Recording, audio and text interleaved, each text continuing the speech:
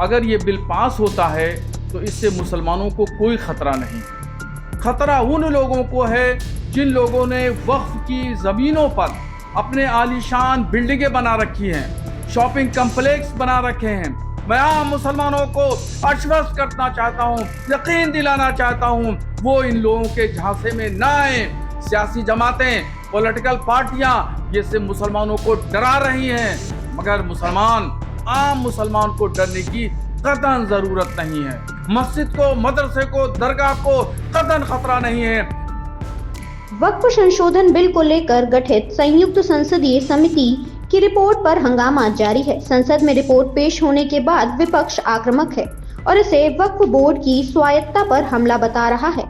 बरेली से all India Muslim जमात के अध्यक्ष मौलाना साहबुद्दीन रजवी बिल के पक्ष में खड़े हैं। शुक्रवार को मौलाना ने पत्रकारों से बातचीत में कहा कि ये बिल मुसलमानों के लिए बिल्कुल भी खतरा नहीं है। उनकी मस्जिदें, मदरसे और दरगाह को इससे कोई खतरा नहीं है। देखिए मौलाना ने क्या कहा। मौलाना साहब, आज आपने प्रेस बुलाई है, क्या मामला है? वक्फ संशोधन बिल पर जेपीसी कमेटी ने अपनी रिपोर्ट पार्लियामेंट में पेश कर दी है और इस पर बहुत सारे लोग और कुछ संगठन और पॉलिटिकल पार्टियां विरोध कर रही हैं और ये चाहती हैं कि वक्फ संशोधन बिल पास न हो और ये रिपोर्ट खारिज कर दी जाए। तो दरअसल इस सिलसिले में मुझे ये कहना है कि अगर ये बिल पास होता है तो इससे मुसलमानों को कोई खतरा नहीं है। जिस तरह के सियासी जमातें ये बता रही हैं कि मुसलमानों की मस्जिदों को खतरा है, मदरसों को खतरा है, दरगाहों को खतरा है, ईदगाहों को खतरा है, तो मैं मुसलमानों को ये आश्वस्त करना चाहता हूं और यकीन दिलाना चाहता हूं कि इस बिल के पास हो जाने से आम मुसलमानों को कोई खतरा नहीं है। न मस्जिद को खतरा है, न मज़ार को खतरा है, न दरगाह को खतरा है, न मदरसे को खतरा है, न ईदगाह, न कब्रिस्तान को, किसी को खतरा नहीं है। और ये बिल, इसमें कुछ ऐसा नहीं है कि जो मस्जिद और मदरसों के खिलाफ कोई कानून बनाने वाला है या बनने जा रहा है। ये आम मुसलमानों के हित में है। खतरा उन लोगों को है जिन लोगों ने वक्फ की जमीनों पर अपने आलीशान बिल्डिंगें बना रखी हैं, शॉपिंग कम्प्लेक्स बना रखे हैं और वाकिफ ने जिस मंशा के साथ जमीनों जायदादें वक्फ की थी, जिन मुसलमानों ने इस नियत से वक्फ की थी कि गरीब, कमजोर, लाचार, यतीम और बेवा मुसलमानों की मदद की जाएगी, इससे होने वाली आमदनी दीन के काम, कौम के काम में खर्चा किए जाएंगे, एजुकेशन के मामलात में खर्चा किया जाएगा, स्कूल, मदरसे, मस्जिदें बनेंगी।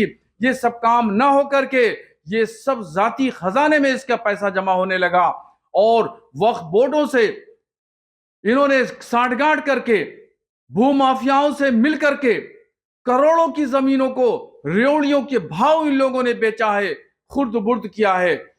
वक्फ बोर्ड के चेयरमैन, वक्फ बोर्ड के मेंबरान और संबंधित अधिकारीगण, ये सब लोग करप्शन में लिप्त हैं और भू माफियाओं के साथ मिलकर के जमीनों को बेच रहे हैं, खुर्द बुर्द कर रहे हैं। इस बिल के आने के बाद ये तमाम करप्शन रुकेगा और जिस मकसद के लिए हमारे बुजुर्गों ने ये जमीनों जायदादें वक्फ की थी, यानी गरीब मुसलमानों की मदद के लिए, ये तमाम जमीनों जायदाद से होने वाली आमदनी गरीब मुसलमानों की विकास के लिए, डेवलपमेंट के लिए और बेरोजगार मुस्लिम नौजवानों को डेवलपमेंट के लिए, अपने पैरों पे खड़ा होने के लिए ये जमीनें की आमदनी खर्चा की जाएगी।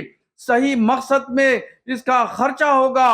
तो जो लोग विरोध कर रहे हैं उसके विरोध की वजह यह है कि उन लोगों ने नाजायज वक्फ की जमीनों पे कब्जा कर रखा है। उनको खतरा इस बात का है कि उनसे ये जमीनें छिन जाएंगी और ये जो होने वाली करोड़ों की आमदनी है, ये सारी आमदनी बंद हो जाएगी। इसलिए उनको खतरा है। मस्जिद को, मदरसे को, दरगाह को कतई खतरा नहीं है। मैं आम मुसलमानों को आश्वस्त करना चाहता हूं, यकीन दिलाना चाहता हूं, वो इन लोगों के झांसे में ना आए और इनकी फरेब देने वाली बातें और जहन को उलझाने वाली बातों में कतई ना आए। आमतौर पर ये देखा गया कि राजनीतिक पार्टियां एक राय रखती हैं और ये कह रहे हैं कि मुसलमानों का हक छीनेगा इससे। तो क्या कहना चाहेंगे आप? इससे मुसलमानों का कोई हक छीनने वाला नहीं है, बल्कि होने वाली आमदनी मुसलमानों के उत्थान के लिए, तरक्की के लिए, विकास के लिए, डेवलपमेंट के लिए खर्चा की जाएगी। गवर्नमेंट ने इस बात को आश्वस्त किया है और कहा है, मैंने मुसवदा पढ़ा है संशोधन बिल का, इसलिए मैं मजबूती के साथ, दावे के साथ ये बात कह रहा हूं कि इससे मुसलमानों का कोई खतरा नहीं है। ये सियासी जमातें, पॉलिटिकल पार्टियां ये से मुसलमानों को डरा रही हैं, मगर आम मुसलमान को डरने की कतई जरूरत नहीं है। मौलाना साहब, एक बार ये कुछ दिन पहले आपने ऐतराज किया था कि उलेमाओं से राय नहीं ली गई है, तो क्या अब इस पर राय ली गई है आप लोगों से? वो मैंने जो बात कही थी वो बरेलवी सेक्ट के ताल्लुक से मैंने बात कही थी, उसका इस बिल से ताल्लुक नहीं है। वो इशू अलग है और ये बात अलग है।